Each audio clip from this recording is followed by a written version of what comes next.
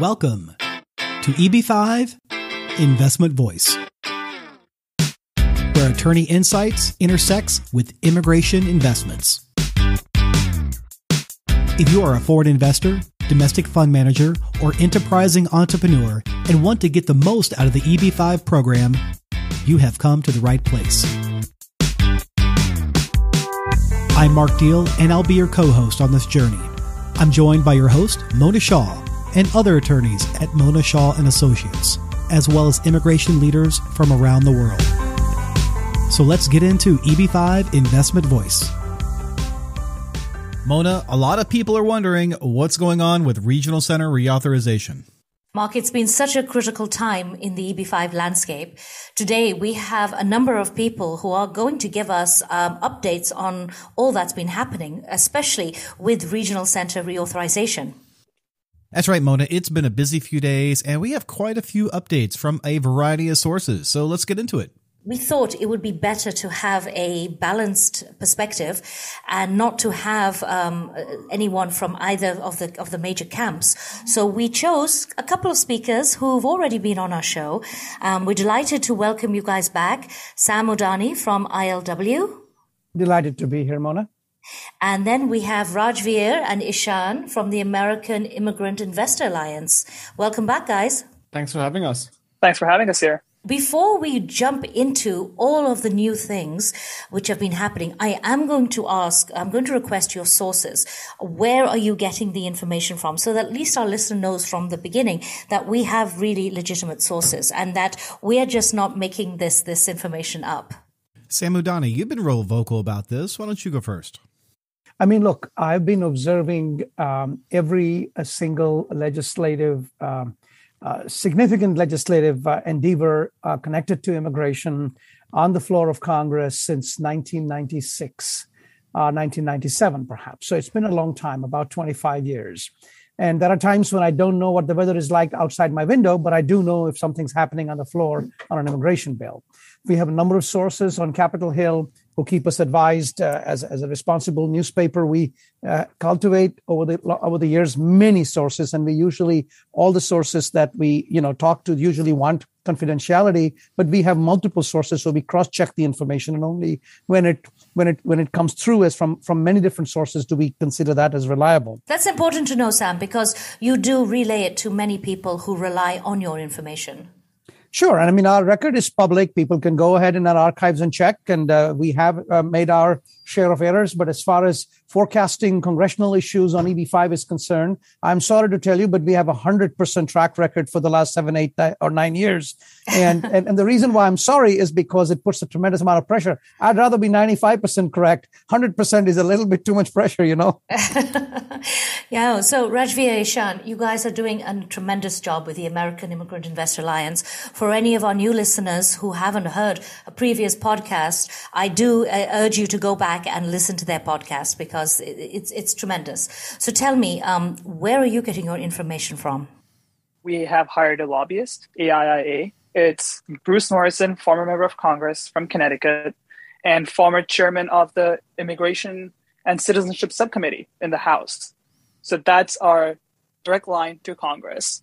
In addition to that, we have multiple sources within the industry, and we cross-check and verify all the information we receive so that all you listeners are getting accurate information. Wonderful. So listeners are like, okay, enough. Tell us what's going on. Who wants to go first? Ishaan here. Where we stand today is, the program is lapsed and we're waiting for the Regional Center Reform Bill to go through Congress and become into law. There's two obstacles really that we see that need to be crossed in order for this to become law. One is that Congress needs to be okay with the Regional Center Reform Bill. The people involved, the main players, need to essentially give their consent with the reform bill. And alongside that, we also need a legislative vehicle to attach this bill to. This is Rajvir here. We are at step 0 at this point. No one in Congress has actually given consent to the industry reform bill at this point, and we don't have a vehicle at this point.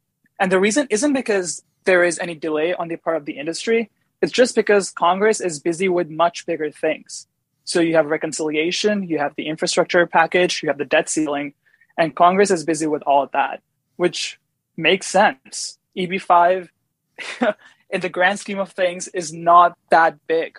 It's not a priority for Congress. We like to think so, but you're right. It's a very small little pebble on the beach. I'm with you, Mona. I kind of like our small, secluded beach. If I can jump in here, what I would like to say is that if following the agenda that Mona had laid out, let's look at the overall legislative landscape, because the EB-5 reform language has to eventually fit into where it stands in the landscapes. Could you describe that landscape for us, Sam? As Rajvir mentioned, we have the debt ceiling where the full faith and credit of the United States government is on the line. Once again, they are playing chicken with that. It would be catastrophic if something were to happen to that. And we all hope that nothing will happen and we will come to the edge like we have come many times and then back away from the edge. We have the infrastructure package, which is a gigantic $1 trillion plus piece of legislation with goodies lit up like a Christmas tree for all kinds of lobbyists on Capitol Hill. And then we have an even bigger social spending package, which has the Democratic wish lists that couldn't be squeezed into some other vehicle. All of it kind of come to Congress. And I was trying to find a polite term, and I had to use a thesaurus to describe what this means and what this is like. This is truly unusual. We haven't had a situation like this in Congress for at least 10 years. I call it a logjam or a train wreck, or perhaps a slightly less polite term would be a cluster foxtrot. The point is that it is a very bad situation in Congress, and this is going to consume all the oxygen in the room and then some for some time to come. Now, any kind of EB-5 reform, any kind of issues to do with immigration would have to go through the appropriations package, and we have some news on that front. And this is the news that we have, and which is very important because eventually that's what everyone is aiming for, which is a change in EB-5 through the appropriations bill. Now, the Senate chairs of the Appropriations Committee are Senators Leahy for the Democratic side, and his counterpart, the ranking member, is Senator Shelby on the Republican side. They have worked together many times, and there have been many times when their roles were reversed. So they're very, very competent and respected legislators in their parties. They are relied upon to get the very important and hard work and the biggest job that Congress ordinarily does, which is to get appropriations done. And they, as of yesterday, were publicly disagreeing with each other. That doesn't happen too often, but that shows you that they were disagreeing even on getting a continuing resolution in place after December 3rd. They're both completely agreed that as of December 3rd, they do not expect to have come anywhere close to completing the appropriations process. In fact, they had barely begun. And so they know that there is going to have to be something after December 3rd to prevent another government shutdown, which nobody wants. But they are at completely total loggerheads right now on how to proceed, even with the continuing resolution. Mr. Shelby has offered a continuing resolution all the way through September 30th.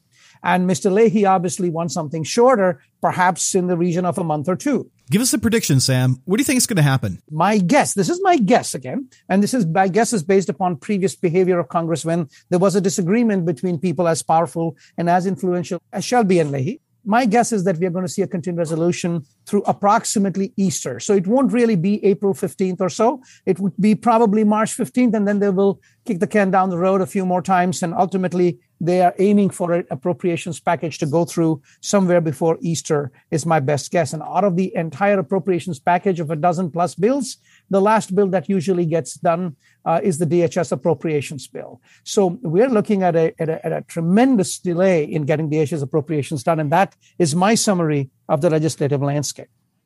Wow. Rajvir, Ishaan, not to have EB-5 regional centers back until next April is devastating. If you look at the newsletter AIIA published a couple of days ago, that's exactly what we said. We do not expect a DHS appropriations bill this calendar year. We said maybe February, March, even April, if Sam is saying that.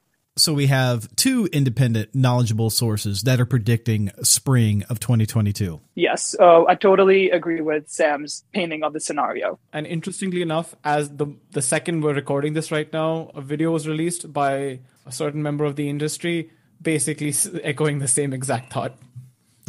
So now that's three independent sources that are basically pointing at the same time frame, spring of next year. saying that, I know that both of you have been working very hard on that piece of legislation to at least grandfather the existing investors. What's happening with that? At this point, Congress wants the EB-5 industry to have a consensus, to be united, because historically that hasn't been the case. Well, if that's not the pot calling the kettle black. As AIIA, we don't want to do anything to derail that process. So our plan A is definitely supporting the reform bill the industry has put forward and make sure that our language, the grandfathering language, is attached to the industry reform bill. If that doesn't happen, or if the reform bill is heading for a dead end, we are also making sure that FIFPA, our grandfathering bill, is put forward as a standalone measure, so existing investors are protected. Wonderful. Does it look like it's going to go through? At this point, the industry has a consensus. They have a wish list they have put forward in front of Congress. Members of Congress will be reviewing this bill over the coming months. They need consent from all the major stakeholders, Leahy, Schumer, Cornyn, all these stakeholders. And there's going to be additions and subtractions. The question is, after Congress basically removes all these provisions they're asking for, will the industry remain in consensus then? That's the question. Our goal really is to continue to gauge the activity on the Hill and just be ready to push for a standalone bill. Because the reality is we won't know until the 11th hour. So if we don't prepare and get the work ahead of time and Congress members aren't aware of FIFPA, we're not going to be able to succeed. So the goal for us over these next few weeks and whatever time in December we have is to ensure that members of Congress are aware of the 80,000 immigrants that are affected by this lapse and can do something about it if and only if the regional center reform bill fails to be attached or it just fails to pass. So just to recap, this really affects only the people who filed under the Regional Center Program, which is the vast majority of EB-5 investors. And it really means that no adjudications are happening. And anyone who even has an approval is not even able to get their green card at the moment because of the program's lapse. Right. Sam, how do you see this affecting the whole EB-5 ecosystem? Well, before we get to the ecosystem, the key point to understand is I do have a forecast in terms of what will happen to the EB-5 reform language, and it's based upon past behavior of not only previous EB-5 efforts in Congress, but more importantly, the past behavior for other immigration benefits bills that have reached similar stages of enactment or lack thereof on the floor. So, what I say might or might not be controversial, and Ishaan and Rajvir might or might not agree with me. But I do, I would like to take a minute or two to suggest what I think will be the course of action. And by the way, I support FIFPA. So there's no question that it would be a great idea in my mind if it were to become law. So please, I'm on the same page with Ishaan and Rajvir as far as that is concerned. And that is true, I'm sure, for most of the industry. I have plenty of good company on that score. But let me explain. The reform language that is still being negotiated is still a matter, is still in flux. So we don't have a specific target. It's a moving target. But eventually, whenever it crystallizes, I believe a key component from Congress's point of view, not necessarily the industry's point of view, is that there is going to be a quota increase, an indirect quota increase by not counting derivatives. That would be wonderful, Sam. If that would happen, that'd be a lot more extra visas. Oh, absolutely. That is exactly the great benefit of this bill, and also the main problem with it politically. What it means is that let's look at what happens when you have a large pie, when you triple the size of the industry, quadruple the size of the industry. Then if you have a small slice of that large pie, you can still be doing pretty good. The problem happens if there is a small pie, then people start fighting over their slice.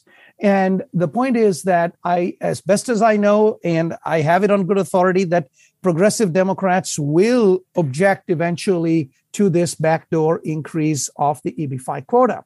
And not because they have anything against it. It's because they want to make sure that their immigration priorities go first, especially including immigration benefits for the dreamers, for DREAM.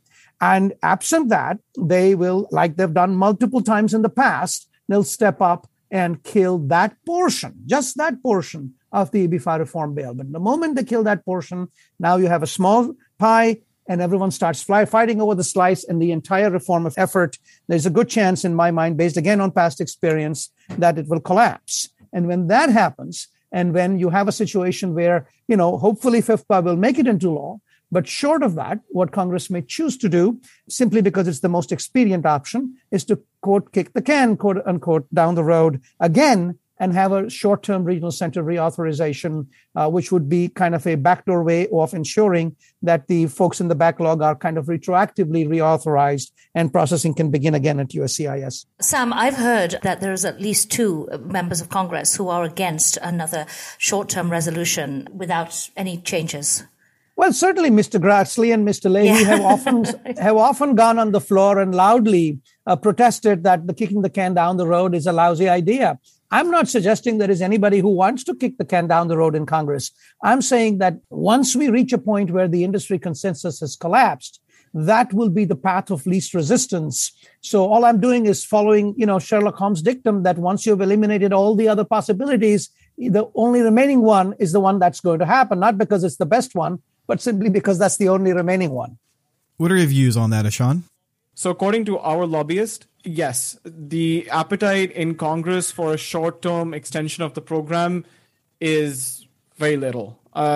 We don't think a short-term extension is likely to happen at all. But actually, I want to ask you a question, Sam.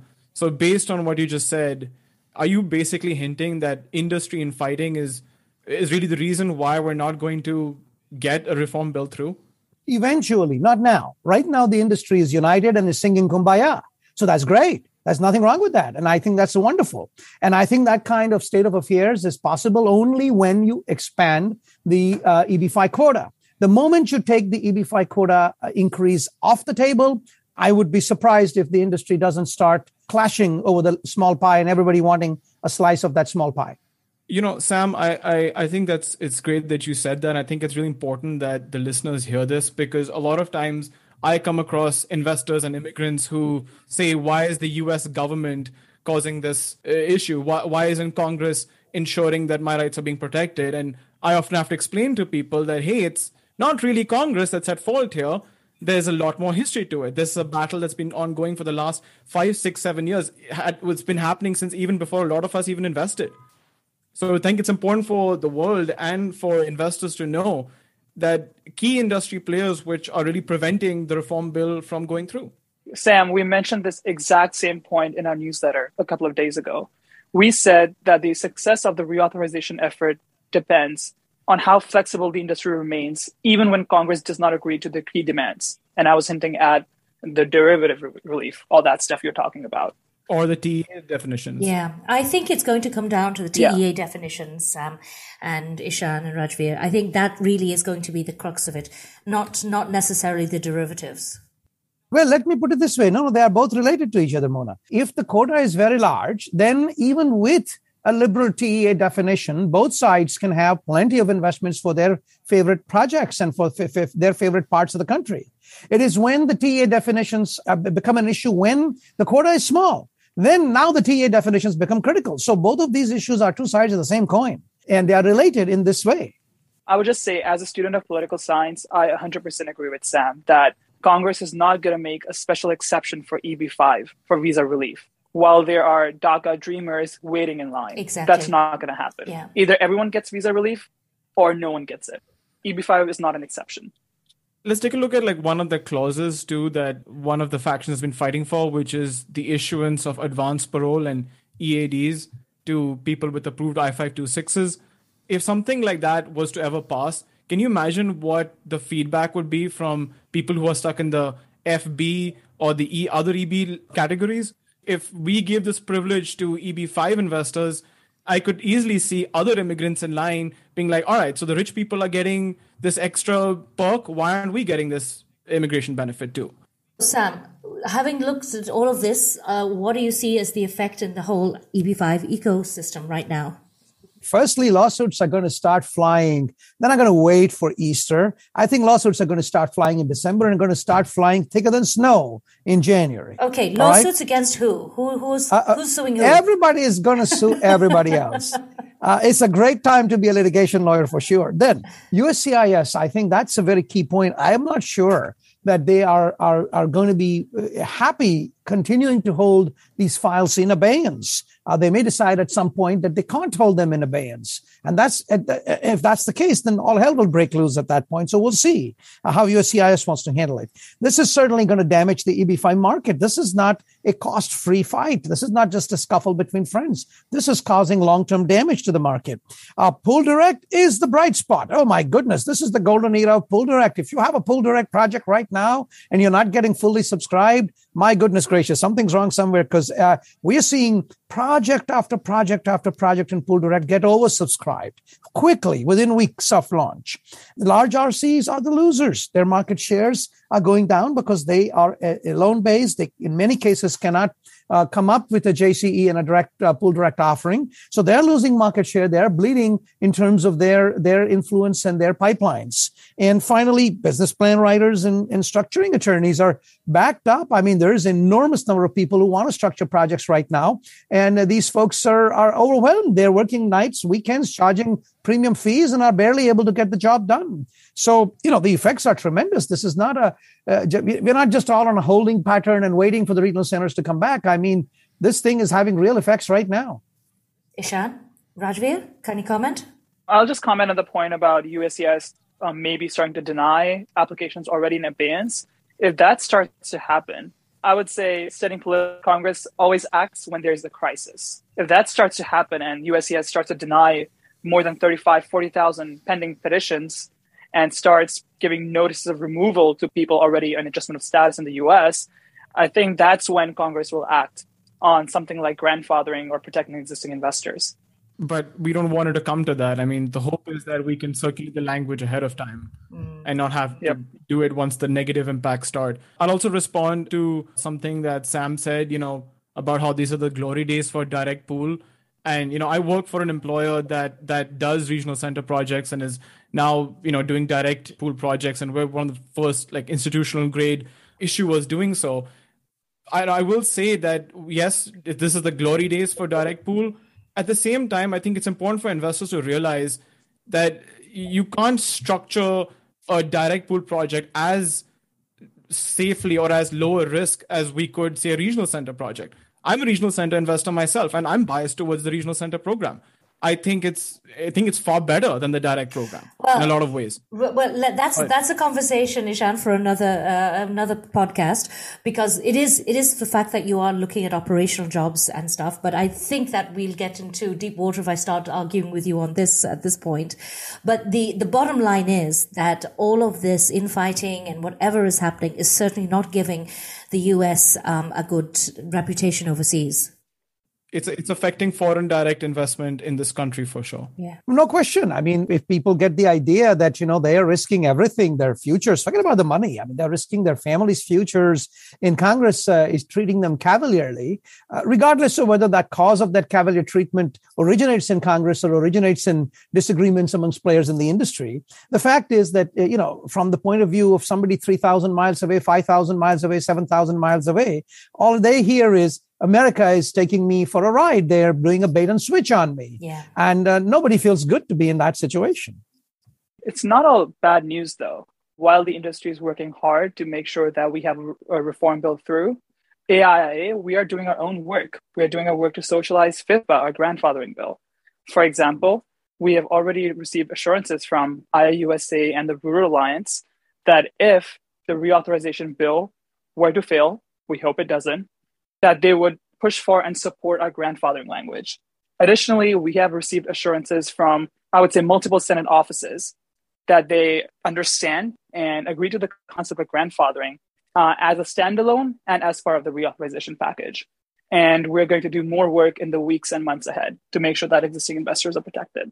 Well, that's good to hear, Rajvir. I suppose this is the consequences of having a democracy, Mark, right? You're right. Democratic justice is a double-edged sword. And although it seems like reauthorization is coming spring of 2022, it sounds like we can expect some lawsuits between now and then.